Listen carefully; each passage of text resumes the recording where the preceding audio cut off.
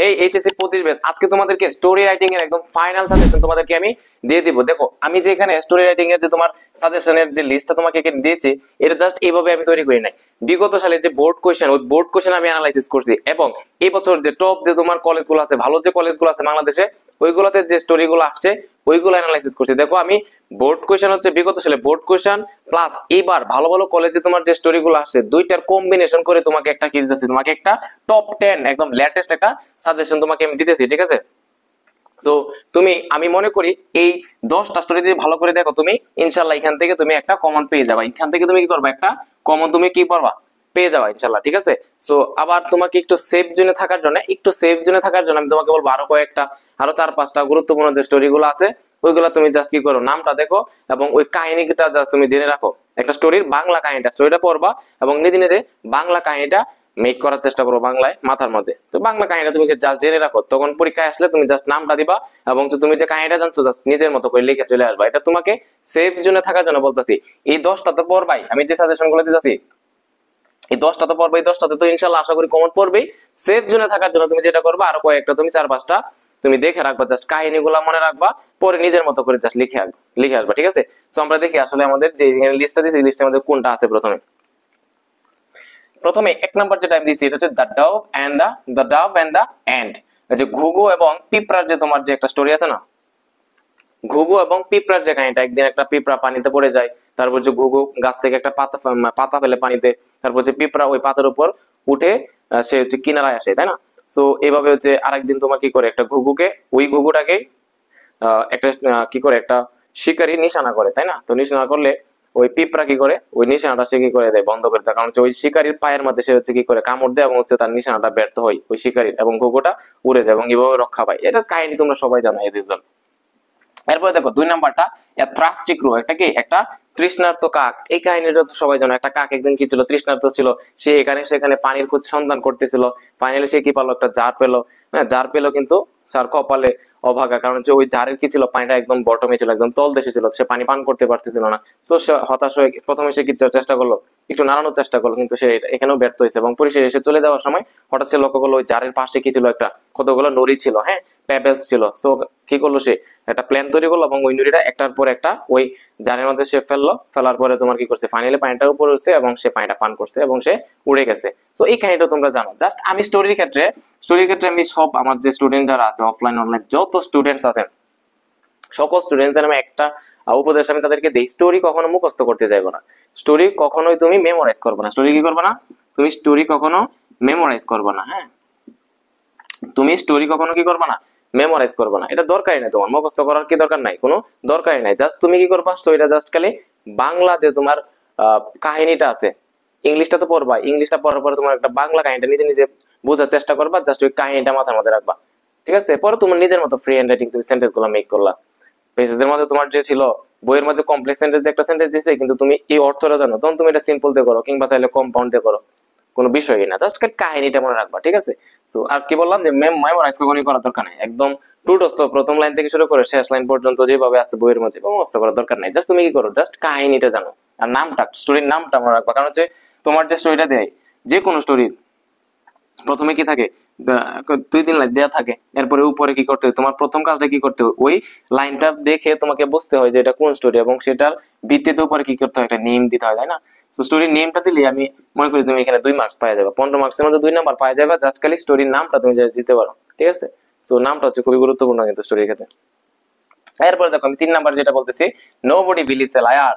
কেউ হচ্ছে কি করে না, একটা মিথ্যাবাদীকে বিশ্বাস করে না। এই কাহিনী তোমরা সবাই জানো, একটা রাখাল বালক ছিল, সে প্রতিদিন মানুষের কি করতো, মানুষের নিয়ে সে মজা নিত। সে বলতো যে বাঘ বাঘ বাঘ বা নেকড়ে নেকড়ে, কিন্তু প্রতিদিন মানুষের আনতো, আইনা সে হচ্ছে মজা নিত। ফাইনালি একদিন কি সত্যি কিন্তু কি আসছিল, নেকড়ে আসছিল, কিন্তু ওই দিন কেউই আসে না, এভাবে সে হচ্ছে কি মারা যায়। সো এটা কাহিনী তোমরা সবাই জানো। এরপর দেখো 4 নাম্বারটা, কিং লিয়ার এন্ড হিজ ডটার্স। কিং লিয়ার এবং তার যে কন্যাগুলো, সেটা এটাও তুমি জানো যে কিং লিয়ার ছিল কি, তার শাসন করতে করতে একটা কি ছিল, সে বৃদ্ধ হয়ে গেছে এবং বৃদ্ধ বয়সে সিদ্ধান্ত নিল তার যে রাজ্যটা আছে, সে রাজ্যটা তার মেয়েগুলো আমাদের কি করে দিবে, সমানভাবে বন্টন করে দিব।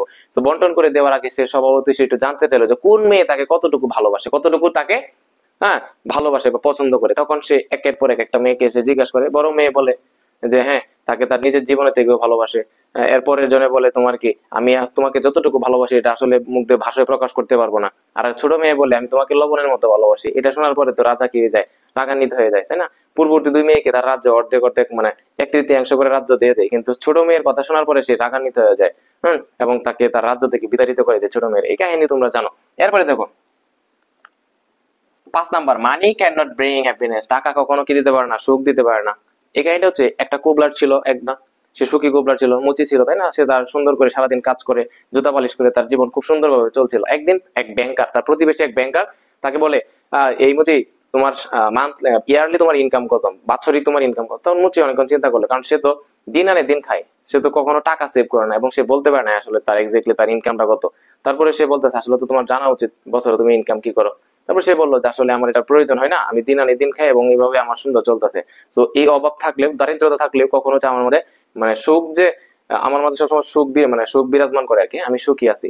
আমার টাকা কম থাকলে আমি সুখী আছি। তখন হচ্ছে ব্যাংকার সে হচ্ছে অনুতপ্ত করলো বা সে বুঝতে পারলো, রিয়েলাইজ করলো যে আসলে এই মুজিদ তো আসলে কোনো টাকা পয়সায় নেই, খুব বেশি টাকা পয়সা নাই, কিন্তু তার মধ্যে কি আছে, সুখ আছে। সে হচ্ছে দিন শেষে সুখী। কিন্তু আমার দেখো, আমি সবসময় চাই চাই করি, আমি ব্যাংকার, আমার অনেক টাকা দরকার, অনেক টাকা দরকার, অনেক টাকা আছেও আমার, কিন্তু প্রকৃতপক্ষে আমি ব্যাংকারের মাঝে কি নাই, সুখ নাই। তারপরে সে কি করলো, সে সিদ্ধান্ত নিল তার যে যত টাকা আছে সব টাকা গরিবদের বিলিয়ে দেয় এবং সে সুখ খোঁজার জন্য কি করলো, চেষ্টা করলো। হ্যাঁ, সুখ খোঁজার জন্য সে চেষ্টা করলো আর কি, বা সুখ খুঁজতে থাকলো আর কি। তো এই ছিল আর কি, যে আসলে যে টাকা যে কখনো কি করতে পারে না, সুখ দিতে পারে না, এটা হচ্ছে আসলে এই গল্পের মানে মূল মানে মেইন থিম আর কি। এরপরে দেখো 6 নাম্বারটা, দ্য সেলফিশ জায়ান্ট। একটা কি স্বার্থপর দৈত্য। এটা কাহিনীটা অনেকে জানো কিনা। একটা দৈত্য ছিল আর কি, তো তার একটা বাগান ছিল এবং ওই বাগানের মাঝে অনেক ফুল ফুটতো, পাখিরা আসতো, পাখিরা গান গাইতো, ঠিক আছে। তো একদিন সে তো যখন কি বাড়ি থেকে বা তার বাড়ি থেকে একটু দূরে চলে যেত, তখন ওই বাগানের মধ্যে বাচ্চারা এসে খেলাধুলা করতো বিকাল টাইমে আর কি। হ্যাঁ, তো একদিন সে তার বন্ধুর বাসায় গেছে। বন্ধুর বাসা থেকে কিছুদিন পরে আসার পরে দেখলো যে সে দেখতে পারলো তার যে বাগান, এই বাগানের মধ্যে ছেলে মেয়েরা কি করে খেলাধুলা করে বিকেল বেলা। সো এটাতে সে রাগান্বিত হয়েছে যে আমার এত সুন্দর একটা বাগান, হ্যাঁ, এই বাগানের মধ্যে কেন বাচ্চারা খেলাধুলা করবে। তখন কি করলো, তখন সে তার যে বাগানের মধ্যে যে বাচ্চাগুলো খেলাধুলা করতো তাদেরকে তাড়ায় দিছে এবং তার বাগানের চারপাশে কি করলো, দেয়াল তৈরি করলো। তো এটা করার পরে দেখা গেছে কয়েকদিন পরে তার বাগানের মধ্যে কোনো ফুল ফোটে না, তার বাগানের মধ্যে কোনো পাখি আসে না, কোনো গান গায় না পাখি। তো একদম পুরা বাগানটা তোমার কি হয়ে গেছে, শুষ্ক হয়ে গেছে, বাগানের গাছটা সব শুকিয়ে গেছে, ঠিক আছে। তো এভাবে অনেকদিন চলতে থাকে। একদিন হঠাৎ করে লক্ষ্য করে তার বাগানের মাঝে আবার ফুল ফুটছে, আবার পাখিরা গান গাইতেছে। কেন? কারণ হচ্ছে ওই দিন আবার কি করলো, বাচ্চারা ওই যে দেয়াল করছিল, দেয়ালের একটা গর্ত দিয়ে তারা কি করলো, বাচ্চারা প্রবেশ করছে এবং সে আবার খেলাধুলা শুরু করছে। তো বাচ্চারা যেহেতু আবার আসছে, আবার যে ওই বাগানটা ফুল ফুল ফুটছে, আবার আবার পাখিরা গান গাইছে।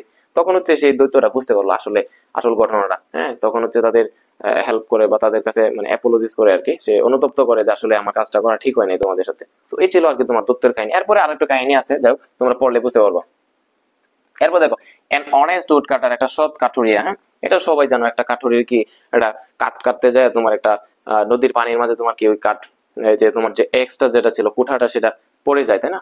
তো তারপরে একটা পরী আসে, পরীর কাছে সে বলে কান্নাকাটি করে যে আমার কুঠাটা তো পানিতে পড়ে গেছে। তো ওই পরী কি করে, তারে প্রথমে একটা স্বর্ণের কুঠার দেয়, সে ডিনাই করে যে না, এটা আমার না, রূপার দেয়। হ্যাঁ, শেষে পরিশেষে কি দিয়ে থাকে, তার যে আসল এটা দেয়। তারপর সে বলে হ্যাঁ এটাই তো আমার। তারপরে ওই পরী তার সততার দিকে মুগ্ধ হয়ে তাকে এই তিনোটা কি করে, তিনোটা কুঠারি তাকে গিফট করে দেয়। তো এটা হচ্ছে কি অনেস্ট উড কাটার কাহিনী। এরপর দেখো গ্রেস ফর লোজল, অতি লোভে তাঁতি নষ্ট। এটা ছোটবেলা থেকে পড়তেছে এই কাহিনী, যে এক আমার দাদা দাদুর। আমরা দেখো আমাদের ময়মনসিংহ ভাষায়, এটা জানি না তোমাদের এখানে আছে কিনা, এটা বলে আমরা কিচ্ছা, কি বলি, কিচ্ছা বলে আর কি। ছোটবেলা থেকে আমাদের কিচ্ছা বলতো, আমার দাদা বলতো, আমার দাদু বলতো, নানা নানু বলতো যে একটা কি ছিল, একটা কৃষক ছিল, কৃষকের কি ছিল, এই কৃষকের একটা একটা ওয়ান্ডারফুল গোস ছিল, রাজহাঁস ছিল, যেটা প্রতিদিন একটা একটা করে স্বর্ণে ডিম পারতো। তো রাজা তো ওই কৃষকটা আস্তে আস্তে কি হইতেছিল, ধনী হইতেছিল। তো একদিন হঠাৎ করে সে ভাবলো যে আমি যে প্রতিদিন একটা করে স্বর্ণের ডিম পাই, এটা তো আমার দরকার নাই, আমার তো রাতারাতি আমার ধনী হইতে চাই। আমি যদি কি করি, এই হাঁসের ভিতরে যে তোমার ডিম গুলো আছে সবগুলো একে জবাই করে যদি আমি একদিনে পেয়ে যাই, তাহলে তো আমি রাতারাতি ওভারনাইট আমি কি হয়ে যাবো, ধনী হয়ে যাবো। তো এটা করলো না সে, তার খাল কাটতে কুমির আনলো। কি করছে সে, হচ্ছে ওই হাঁসটাকে হত্যা করে, হত্যা করার পরে মানে জবাই করার পরে সে তার বেলিটা যখন কাটছে ওই হাঁসের, দেখে যে এখানে কোনো স্বর্ণের ডিম নাই। তখন সে তো আপসেট হয়ে গেল এবং কান্নাকাটি শুরু করলো যে কি কি ধন আমি হারাইলাম। হ্যাঁ, কি ধন আমি হারাইলাম। এটাই তো বলে যে অতি লোভে তাঁতি নষ্ট আর কি। এরপরে দেখো 9 নাম্বারটা, cunning fox and a foolish crow. একটা হচ্ছে কি, একটা দূর্ত শেয়াল এবং হচ্ছে একটা বোকা কাক। এই কাহিনীটা অনেকে জানো কিনা। একটা কি ছিল, একটা চালাক শেয়াল ছিল এবং একটা বোকা কাক ছিল আর কি।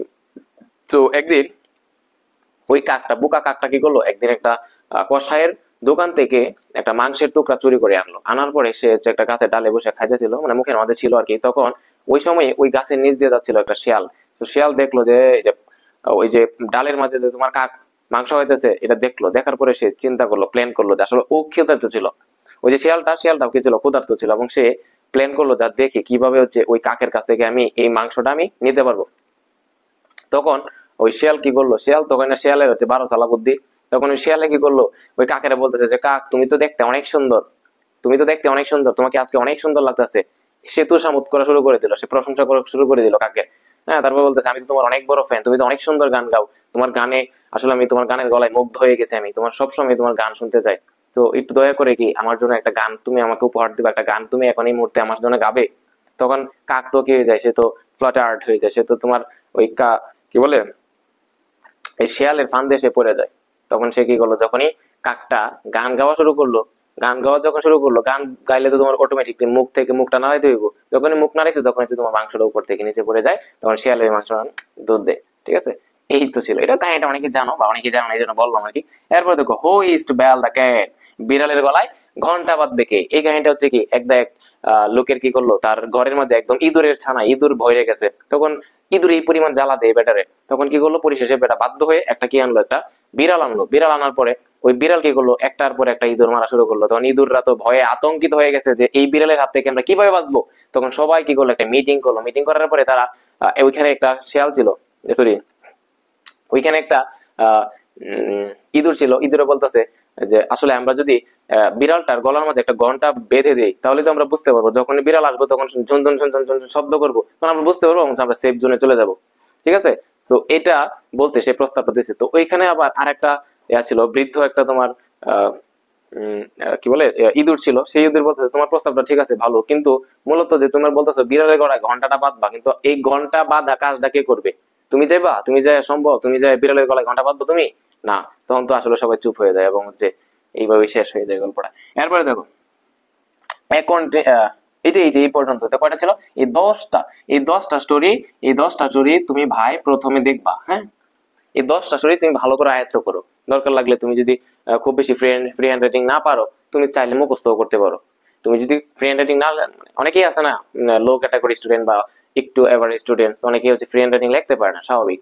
তো তুমি কি করবো ভাই, তোমার জন্য হচ্ছে এই যে 10টা, তুমি তো সব স্টোরি তো তুমি মুখস্থ করতে পারবে না। এই 10টা তুমি কি করো, মোটামুটি মুখস্থ করে তুমি নিয়ে যাও। আর যারা মোটামুটি অ্যাডভান্স স্টুডেন্ট বা মোটামুটি ভালো গ্রামারে মোটামুটি স্ট্রং, তাদেরকে আমি বলবো তুমি ভাই কখনো কি করবে না, স্টোরি মুখস্থ করবে না। মুখস্থ করে কি করবো বলো, কয়টা মুখস্থ করতে পারবা? তোমাকে আমি যেটা বলবো, তুমি জাস্ট কাহিনীটা যেখানে যে দেয়া দিছি, এই স্টোরি গুলো কাহিনীটা তুমি জাস্ট জানো।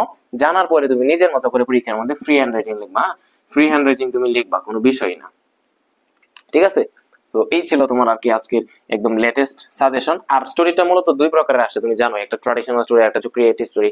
এখানে মূলত আমি যেগুলো ট্র্যাডিশনাল স্টোরি, হ্যাঁ, যেগুলো ট্র্যাডিশনাল স্টোরি এগুলো তোমাকে দিয়েছি। আর ক্রিয়েটিভ স্টোরি তো নরমালি তোমাকে যে কোনো একটা সিচুয়েশনে নতুন একটা তোমার সিচুয়েশন দিতে পারে, তখন তুমি কি করবা, ওই সিচুয়েশনটা সামনের দিকে এগিয়ে নিবা, ওইটার প্রেক্ষিতে, ওই সিচুয়েশনের প্রেক্ষিতে, এবং ওইটার একটা নাম দিবা। সো ওইটার জন্য আলাদা কোনো সাজেশন দিই না, জাস্ট আমি এখানে ট্র্যাডিশনাল স্টোরি যেটা, এটা সাজেশনটা দিয়েছি এখানে। ঠিক আছে, তো সবাই ভালো থাকো, সুস্থ থাকো, এবং তুমি যদি আমার চ্যানেলে নতুন হয়ে থাকো, আমার চ্যানেলটা সাবস্ক্রাইব করে দিবা। এবং এই ভিডিওটা তুমি যদি ফেসবুকে দেখে থাকো, তাহলে ফেসবুকে একটা ফলো দিয়ে দিবা। ঠিক আছে, সো তোমাদের এইচএসসি 25 ব্যাচ, তোমরা পরবর্তীতে কোন টপিক্স এর সাজেশন চাও তুমি আমাকে বলে দিও, আমি ইনশাআল্লাহ ওই টপিক্স এর সাজেশন তোমাকে অ্যানালাইসিস করার ভিত্তিতে দিয়ে দিব। তো সবাই ভালো থাকো, সুস্থ থাকো, আল্লাহ হাফেজ।